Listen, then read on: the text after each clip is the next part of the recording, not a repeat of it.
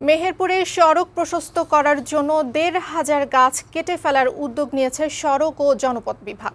এর মধ্যে রয়েছে শতবর্ষী গাছও। তবে এ বিষয়ে কিছুই জানে না বন বিভাগ। পরিবেশবাদীরা বলছে এভাবে গাছ কাটা হলে পরিবেশের ওপর বিরূপ প্রভাব পড়বে। গাছ কেটে সড়ক প্রশস্ত করার সিদ্ধান্তে ক্ষোভ জানিয়েছে স্থানীয়রা।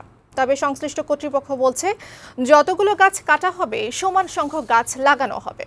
মেহেরপুর সংবাদদাতা হামিদুর রহমান কাজলের প্রতিবেদন, জানাচ্ছেন খালিদ হাসান। মেহেরপুর চুয়াডাঙ্গা ও মেহেরপুর মুজিবনগর সড়কের দুপাশে ১৫০০ গাছ কাটার উদ্যোগ নিয়েছে সড়ক ও জনপথ বিভাগ। ইতোমধ্যেই গাছগুলো গুড়িতে রং দিয়ে চিহ্নিত করেছে জেলা প্রশাসন। বন বিভাগের অনুমতি পেলেই কাটার প্রক্রিয়া শুরু হবে। গাছ কেটে সড়ক প্রশস্ত করার সিদ্ধান্তে ক্ষুব্ধ স্থানীয়রা। গাছগুলো রক্ষা করে উন্নয়ন করার দাবি জানান তারা। প্রতি বছরে রাস্তা খনন করার পূর্বে গাছ কাটা হয়, কিন্তু সেই তুলনায় গাছ কিন্তু আর লাগানো হয় না। এই বৃক্ষ নিধন যদি বন্ধ না হয় আমাদের পরিবেশ দিন দিন বিরূপ প্রতিক্রিয়ার সম্মুখীন হবে। গাছগুলো কিভাবে বাঁচিয়ে রাস্তা বাড়া যায় সেটা আমার পক্ষে খুবই ভালো হয়। পরিবেশবিদরা বলছেন উন্নয়নের নামে এভাবে গাছ কাটলে পরিবেশ বিপর্যয়ের আশঙ্কা রয়েছে। প্রত্যেক বছর গাছ যে হারে কাটা হচ্ছে সে হারে কিন্তু লাগানো হয় না।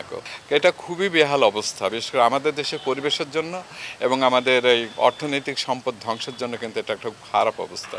বন বিভাগ বলছে গাছ কাটার বিষয়ে কেউ কোনো আবেদন করেনি।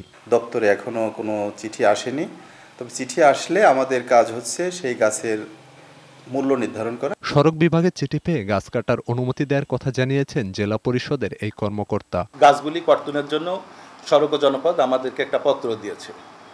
এই গাছগুলো কর্তনের জন্য গত 23/4/2024 তারিখে জেলা পরিষদের মাসিক সমন্বয় সভায় সর্বসম্মতিক্রমে একটা সিদ্ধান্ত গৃহীত হয়। সড়ক প্রশস্তকরণ ও দুর্ঘটনা রোধে গাছগুলো কাটার সিদ্ধান্ত নেওয়া হয়েছে বলে জানিয়েছেন সওজের এই কর্মকর্তা। মানুষের প্রয়োজনে কিন্তু যেমন গাছ লাগাতে হয়, আবার মানুষের প্রয়োজনে কিন্তু সড়ক সম্প্রসারণ করার কিন্তু প্রয়োজন হয়। যে এই গাছগুলো আসলে সরালে মানুষের যান ও জীবনের যে নিরাপত্তা বৃদ্ধি পাবে, এটা সড়ক দুর্ঘটনাও অনেকাংশ কমবে। মেহেরপুর কুষ্টিয়া সড়ক প্রশস্ত করার জন্য গত বছর কাটা হয় ২৫০০ গাছ।